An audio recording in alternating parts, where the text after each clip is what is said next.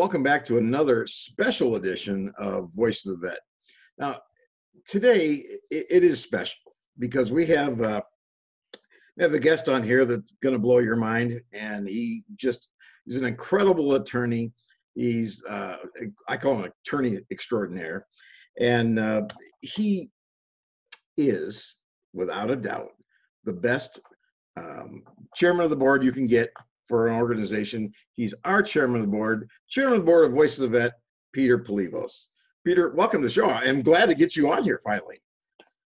Thank you, Bob. I appreciate you having me on the program today. Yeah, this guy is so busy. Now, vets, I want you to understand something. This man right here is the biggest supporter and protector you're going to find. I mean, Peter has done so much for the community, and not just the veteran community, but the community at large, you know, the city of Las Vegas and more. Now, vets, we have a lot of things going on with Voice of the Vet.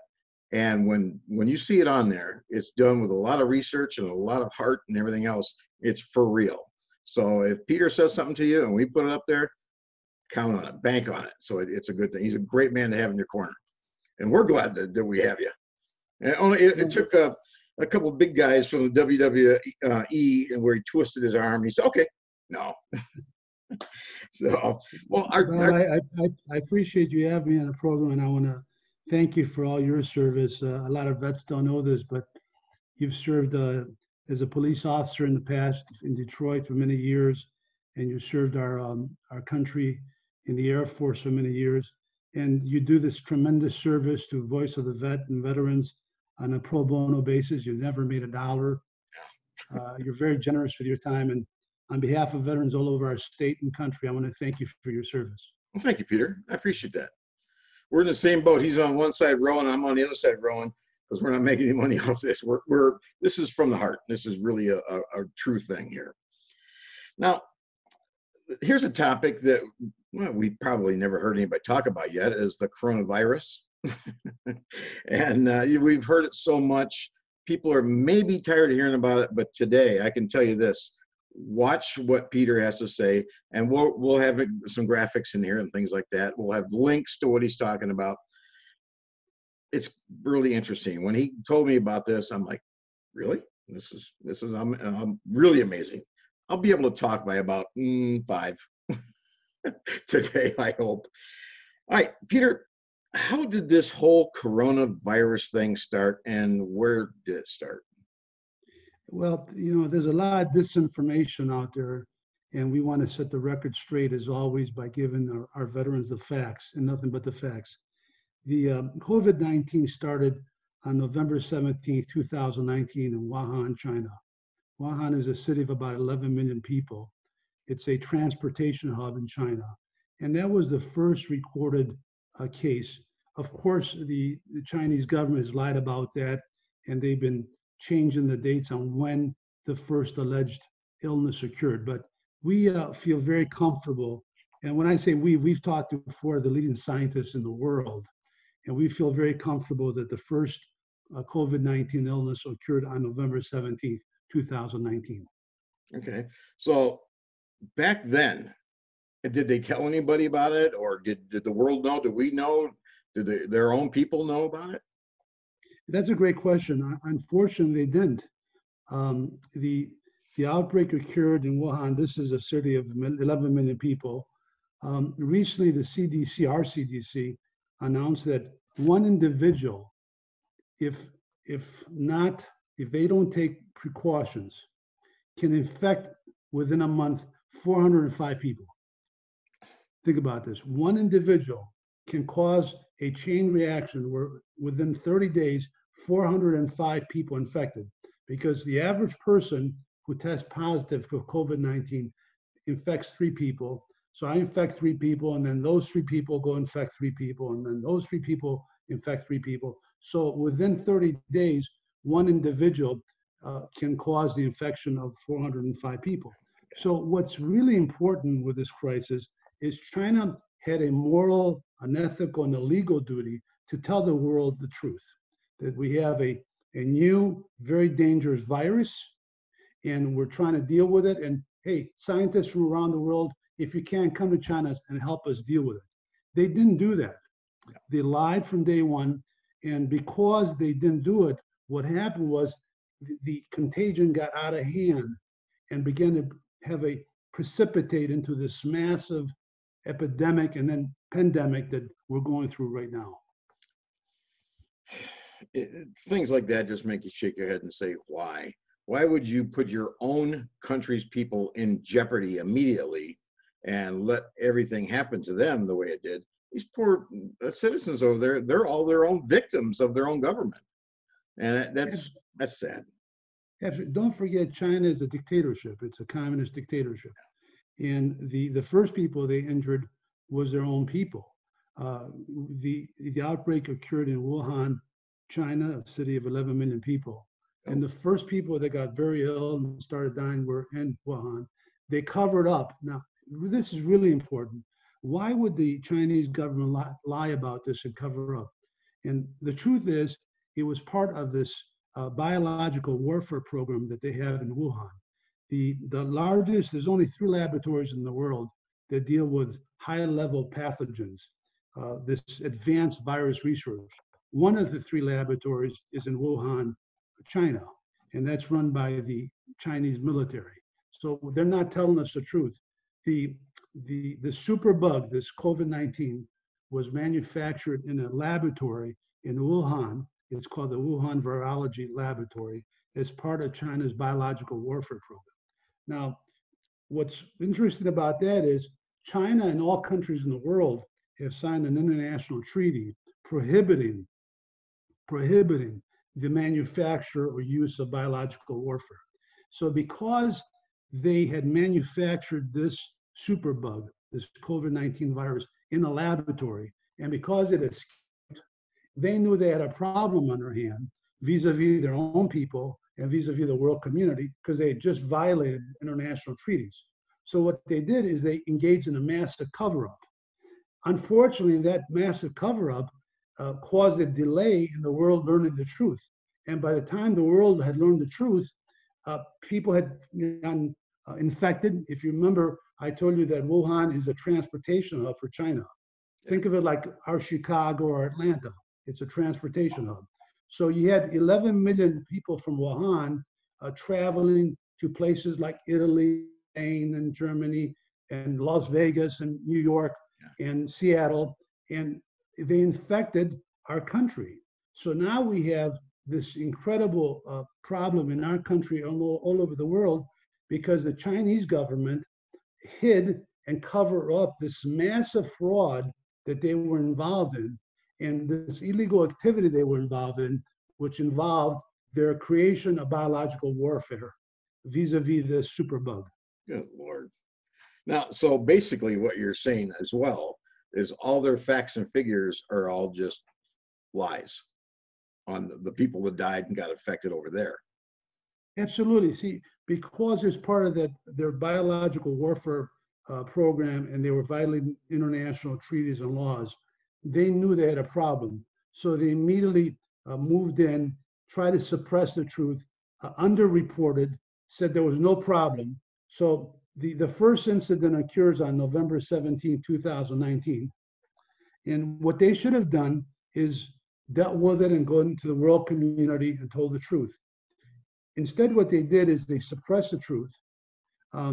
They pressured doctors who were telling the Chinese people the truth to keep their mouth shut. There was a brave doctor named Dr. Li, a young 34-year-old physician who was a whistleblower. And when Dr. Li, in December of 2019, with 7 other physicians in China, said that we have a major problem. There's a new virus here that we cannot deal with. We have no vaccine. We don't know how it's created, and it's going to kill a lot of people. The Chinese authorities went to Dr. Li and the other physicians, pressured them to sign a false confession. I repeat, pressured these doctors who were whistleblowers to sign a false confession saying basically that they lied, that there was no new virus and there was no danger. Well, you know, frankly, if somebody puts a gun in your head and tells you to sign something, you'll sign it. Yeah. And unfortunately, these physicians signed these false confessions. So the cover-up continued. And then several weeks later, as the world began to get very nervous as this pandemic spread, on January 11th, 2020, China came forward and said, we just had our first death. That's an absolute fraud. That's an absolute fraud. It's impossible. Now, here's why it's impossible. We have 180 countries all over the world infected. And the trend is you have the first breakout or first infection, and within 2 to 3 weeks, you have the first death. So again, first infected person in China happened November 17, 2019. 2 weeks to that is December 1st. By December 1st, they had people dying in Wuhan. Now, there's independent evidence, there's physicians, there's journalists, there's scientists in China who exposed that people were dying in early December. Okay. Now, many of these people, interestingly, have disappeared. I mean, Dr. Li, the whistleblower, is dead. Yeah. Now, a lot of people are saying they killed him. The Chinese government said that this whistleblower died about a week later from COVID-19. Sure. But it is what it is. The fact is, when China reported that their first death was on January 11th, 2020, it's an absolute fraud, an absolute lie, because we know from the other 180 countries that the trend is the first illness occurs and within 2 to 3 weeks, you have deaths. Yeah. It's that simple. Yep. Wow. We talked earlier about the 4 citizens of China. I mean, they were victims of their own country, of their own government.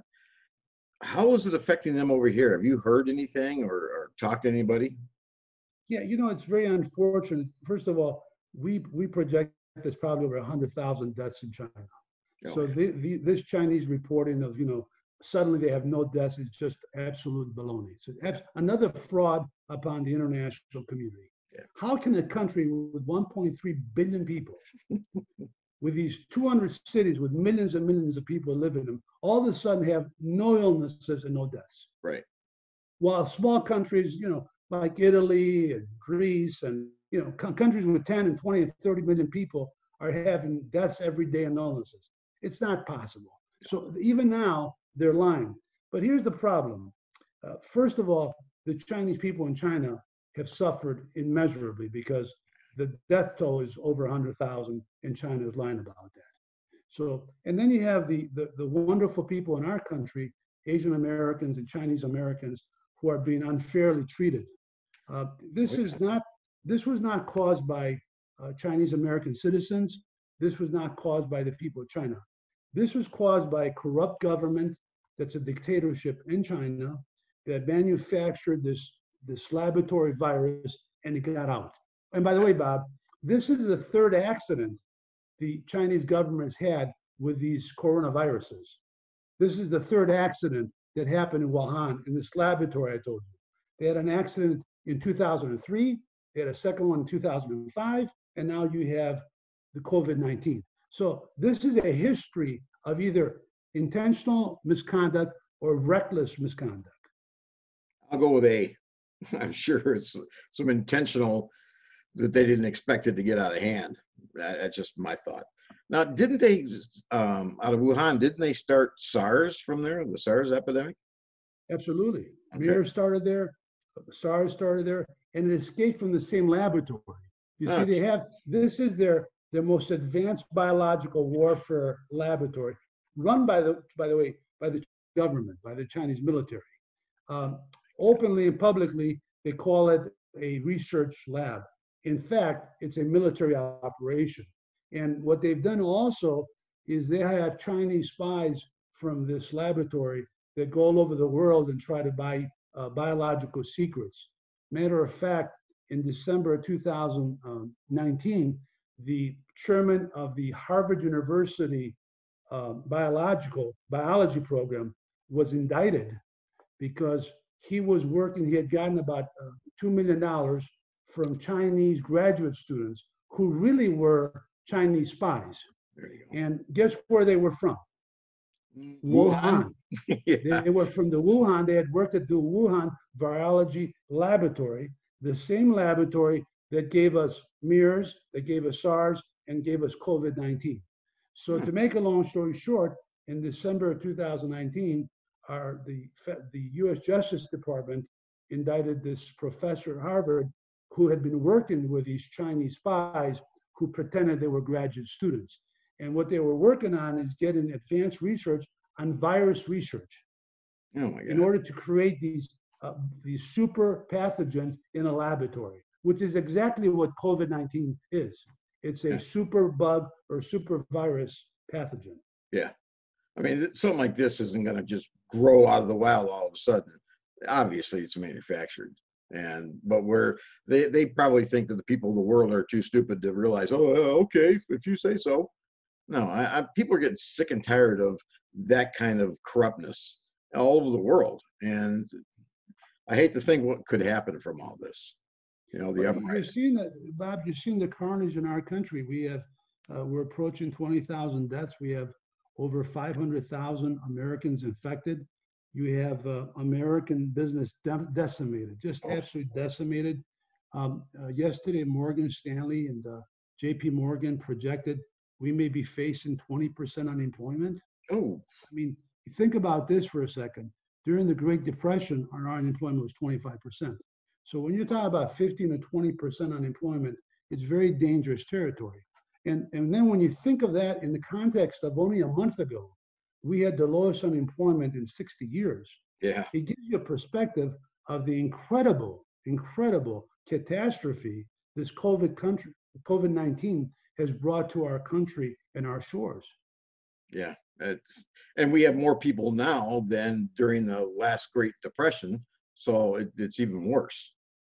Yeah, absolutely. I mean, right now, I'm in my home, you're in your home. We have most of our country quarantined in our homes. It's offended and changed our way of life. It's made us almost like hostages of our homes. Yeah. And, you know, I got to say, the governor of Nevada and the president have done the right thing, because it's a proven fact that social distancing is the only way to handle this monster. And they've looked at countries that have dealt with this. The country that succeeded the most with this is South Korea. And what South Korea did, they immediately tested, they immediately quarantined, and as a result, they had some of the lowest death rates, some of the lowest infection rates in the world. So social distancing, even though it bothers us because it changes our way of life, social distancing is the most effective way to treat this.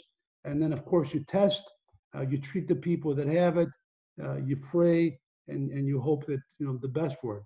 Yeah. But at the end of this, our country is going to be very scarred through no fault of our own. Right. And in China, the Chinese government has to be held accountable for the tremendous damage they've done to our great Chinese American citizens, because many of them are being unfairly treated. Sure. And for the tremendous damage they've done to our country, our economy. I mean, this will take years to rebound from. You know, don't forget, you don't go to 15 and 20% unemployment, and then all of a sudden you turn on a switch and you go back to full employment again. Right. It will take a long time. Oh, yeah. Yeah, probably more time than I have left on this earth. It could be 30, 40 years. Who knows? Hope, you know, I think much sooner. I think what we're going to have is another probably 2 months of some form of social distancing. Yeah. And then as we begin to eradicate this problem, you're probably looking at about a year. We have the best scientists in the world in our country. Yeah. There's all kind of treatments being worked on right now, all kind of vaccines. So I'm optimistic that within a year we'll have a vaccine. You know, we are the greatest country in the world. We have the best scientists in the world. We have 7 of the top 10 universities in the world. So we have, once we put our sources to work, our country throughout history has proven that we can do wonderful things. So I'm optimistic that within a year we'll begin to see a rebound. But that rebound will take time. And again, we are suffering immensely because a rogue country, the Republic of China, the People's Republic of China, this dictatorship country brought this catastrophe to our shores and to the whole world. Yeah, yeah. You in your all your travels and in your profession as an attorney, you've got a lot of friends around the United States, maybe even around the world, but you've got two law firms right now, correct me if I'm wrong, that are taking on cases against China for small businesses, for whatever the cause may be, but to the reimbursement to these citizens that own these businesses and things like that. I mean, you talked about how decimated everything was. Where does it stand now? What are your feelings on all that? Well, we're very fortunate in our state. We have the top trial attorney in the country, Robert Eglett, and Mr. Eglett just does brilliant work. And he recently filed a case against the Chinese government, the Communist government of China, for the damages they've done to American small businesses. Good. And American small business, defined by the SBA's businesses with 500 employees or less. Okay. And that case is proceeding in court. And there's other cases being filed. But there's a real serious obstacle to these cases. For approximately 200 years now, our country has recognized something called the Foreign Sovereignty Immunity Act. Now, the Foreign Sovereignty Immunity Act gives protection to other governments, other sovereigns, other countries for misconduct and wrongs they do. For example, let's say China produces bad products or pollution. Well, you can't sue them. And so what happened, that changed a little bit after 9/11. Remember when our country was attacked on 9/11? Now, what happened in 9/11 was there was evidence that the Saudi Arabian government had funded many of the terrorists. 13 of the 15 terrorists that attacked our country on 9/11 were Saudi Arabian citizens. And there was evidence that people inside the Saudi Arabian government, for religious reasons and cultural reasons, had funded this group and encouraged them to attack our country. Well, when the victims of 9/11 tried to sue Saudi Arabia, the Saudis said two things. One, we didn't know this was going on. And two, even if we did, you can't sue us because of this Foreign Sovereignty Immunity Act. So what the victims did at 9/11 and Congress did, which was really smart, they went in and they changed the law to create an exception, to allow an exception for terrorism. In other words, if another country is involved in terrorism, they fund terrorism, and terrorists come attack us, then that country can be sued. So that happened. They created an exception, and now the victims of 9/11 are proceeding in court in their case against the Saudi Arabian government. And one day, Saudi Arabia will be held accountable for killing all those innocent people. Good, good. Now, is it something that's you think is going to take quite a while, or is there steps that our government can do to make sure they say, hey, look, we're going to hold this back, and now you've got problems, pay up, do what's right? Well, this Foreign Sovereignty Immunity Act protects foreign governments, including China. So there's a congressman in Texas named Congressman Gooden, Gooden. Congressman Gooden recently proposed a bill which I encourage all veterans to support, and call your Congress representative, your senatorial representatives, and support this bill. This bill basically allows American citizens who have been injured to file a claim against China, to file a lawsuit. In other words, it creates an exception to the Foreign Sovereignty Immunity Act to allow Americans who have been injured to sue the Communist government of China. But we want, on behalf of veterans, we want to change. We want that bill passed, but we also want the bill to allow small businesses to have the right to sue for their damages. Sure. Because don't forget, we have 32 million small businesses in our country, and many of those businesses are run by veterans. Yeah.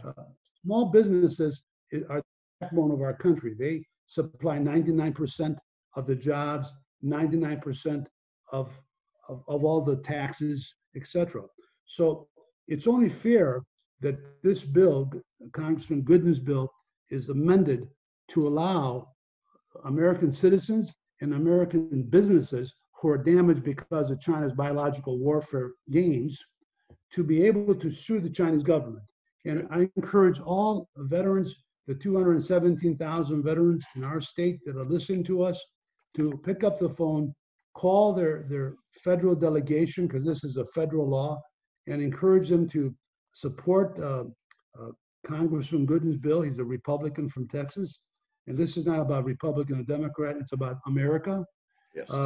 We want to encourage them to support Congressman Gooden's bill, and also encourage them to pass a bill simultaneously that allows American businesses to pursue their cases. And this is so important, Bob, because China has to be held accountable. They caused the problem and they caused the cover-up. So they have to be held accountable. Yes. Because at the end, think about this. You're going to have trillions of dollars lost. Already the stock market has been decimated.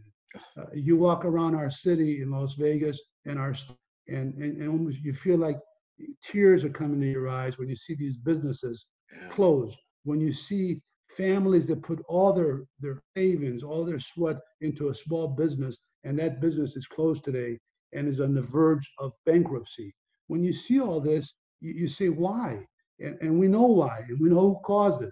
And now it's time to hold the People's Republic of China accountable for, one, causing this problem, and two, for this massive cover-up and fraud they've perpetrated on the American community and on the world community. Yeah, I mean, all over the world. Now, I'm going to hold this up here. I got my notes written on it, but I don't know if you can see it. That's this is the letter that Peter's talking about. It was written to Michael Pompeo and signed by a bunch of congressmen and women. And the facts in there are like startling. So we're going to have a link to this on the website so people can read it and see, oh, okay, well, obviously Congress recognizes this. So with the intelligence community being what it is, they got their information.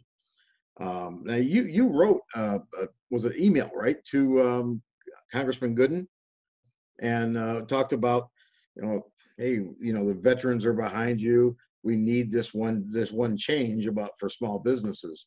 And with your permission, I'd like to put that on the website as well. And so people can see. Please do. Yeah. We want to encourage all of our political leaders. And by the way, we have a fantastic federal and state employees in our system. We have fantastic political leaders on both sides of the aisle.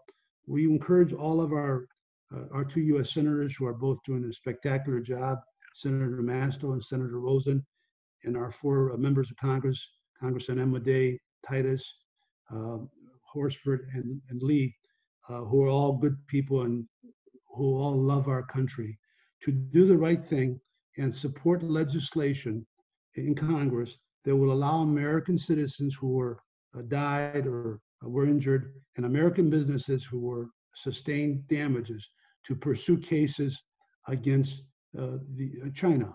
Now, what's significant is we want to give our citizens and small businesses the right. Now, whether they decide to go forward or not, it's their option as American citizens. We have the option and the right of choice. But we want to open up a path for these citizens and these small businesses to pursue a right. They decide to pursue it. Good. Now, should we have them contact Robert Aglett's law firm directly, or have them contact us and we'll pass on the information? What do you suggest on that? They can contact us, or the first thing is the bill's got to be passed, because don't forget, Congressman Gooden proposed the bill, and it's gotten very favorable reviews. Now, Good. Significantly, when we had 9/11, that bill passed with very broad support by the Republicans and the Democrats.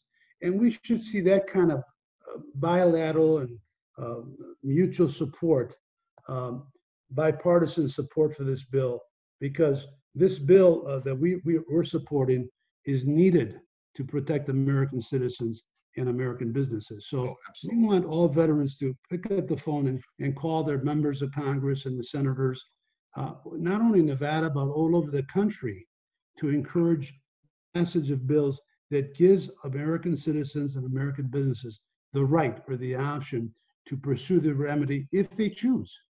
Yeah. And you know, there's another important thing here.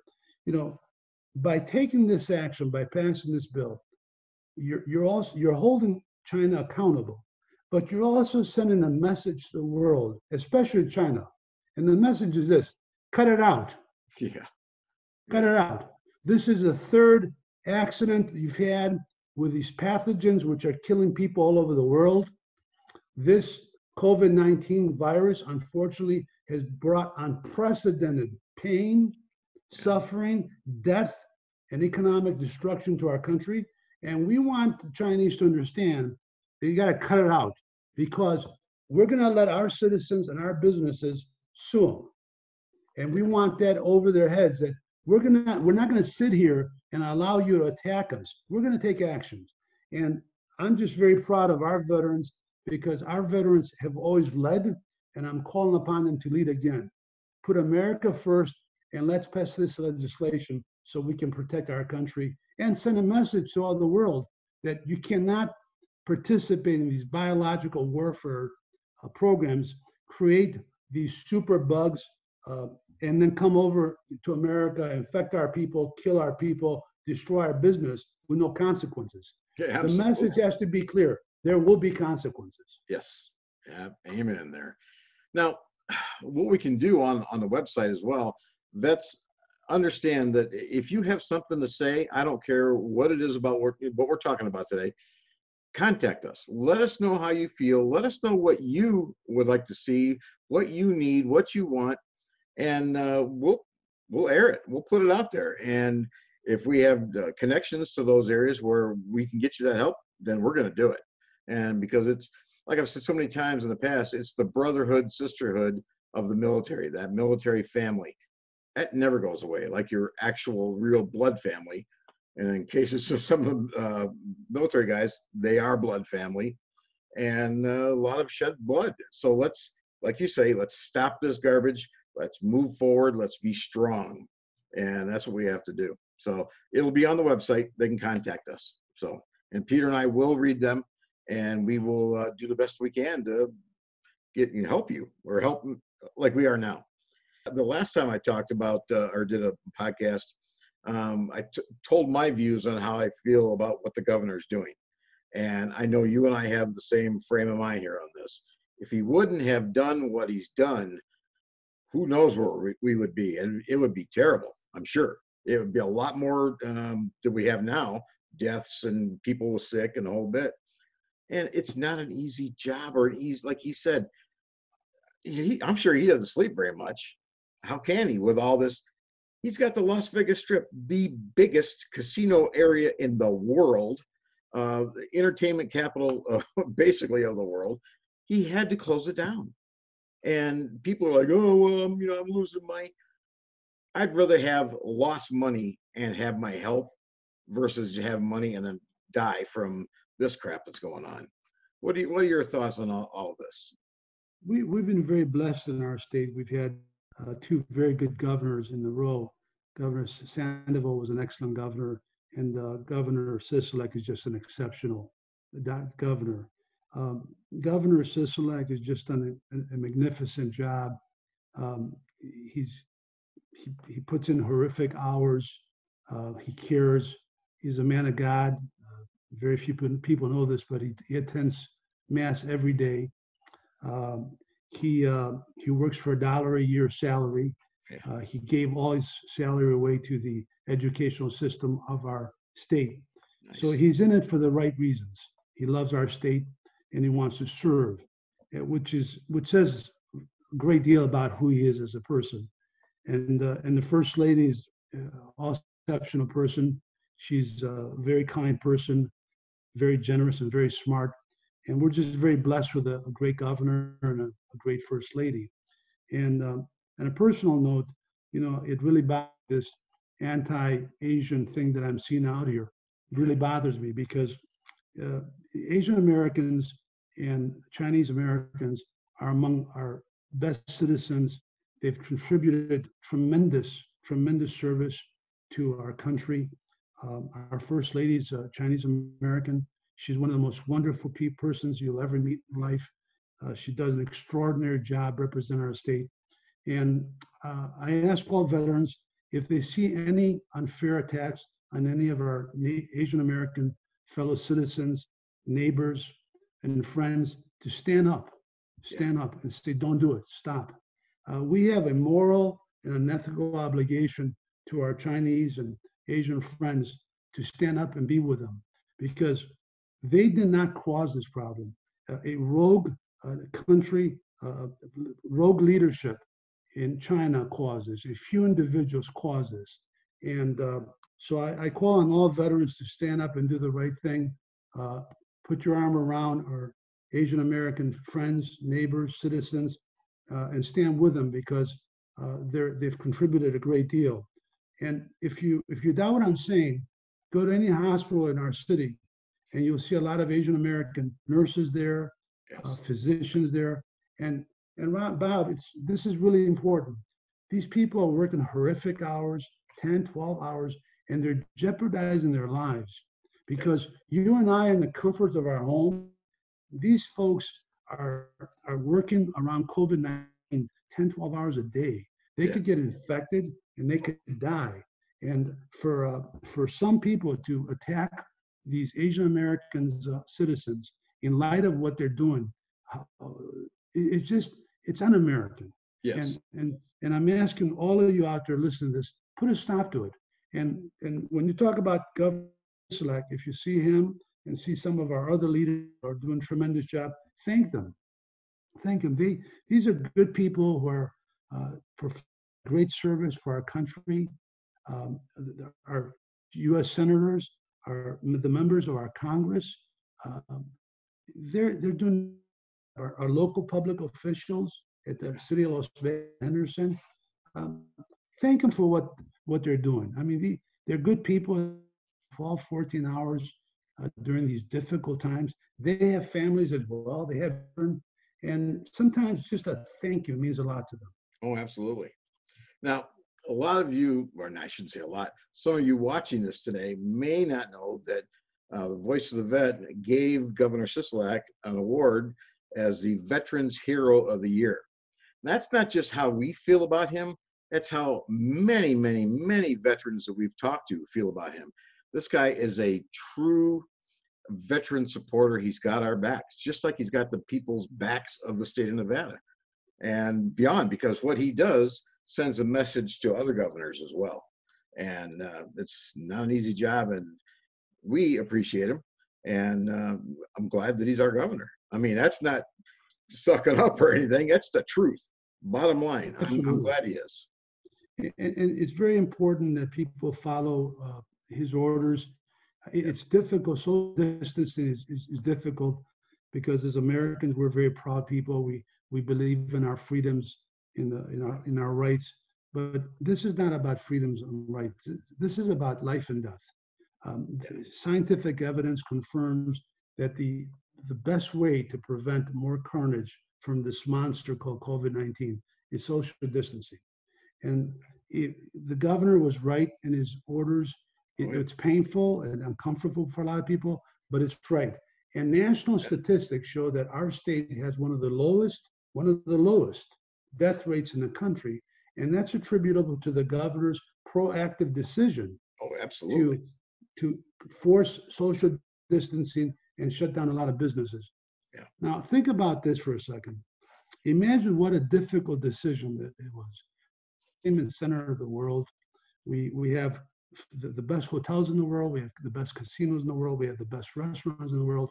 And imagine what a painful decision that was for the governor and what kind of powerful interests he went up against.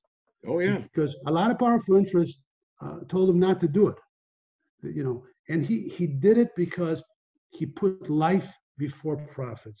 Yes. And that says a lot about him. And you have to admire, and we have to admire political leaders that make the tough decisions that are for the people. Because human life has more value than gazillions of dollars. What good is it to have gazillions of dollars if you lose your mother or your father or your son or your daughter? Right. Yeah. It doesn't do anything for you. Yeah, that's absolutely true. Well, Peter, I think we're winding down here. You're probably getting tired of talking.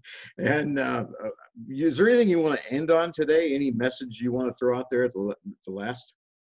I just want to thank you for giving me this opportunity on your program, and thank all the veterans for their service, and let everyone know that we're the best nation in the world. We are the most powerful country in the world, and despite what our adversaries have tried to do, we always come back. We will come back. It may take 2 months, it may take 6 months, but we will come back because we are the United States of America. Amen. Great message. All right, ladies and gentlemen, there you go. Peter Palivos, attorney extraordinaire. I told you I could almost talk. And the chairman of the board of Voice of the Vet. You know what? Now we got you on here. We're going to have him again because I know his wife. She'll make him do it. Peter, thank you so much. And thank you for being the leader that you are. And it's appreciated by so many people. So thank you. Thank you. And if there's anything we could do for any veteran, we're one phone call away. Absolutely. Veterans, if you're out there, I know these are difficult times for many of you. We will make time for you. Thank you. All right. That's it from Voice of the Vet. Soon, hopefully, we'll be back in our studio versus, talking miles away here. But it's been a real treat. Everybody, listen to what we had to say today. If you have any questions, contact us. Go to the website, voiceofthevet.us, and there's a contact page there, or there's phone numbers. Call. I'll answer the phone personally. You know why? Because it's coming to me. All right. So have a great day, everybody. Stay safe. Stay home. Wash your hands. All right. We'll see you.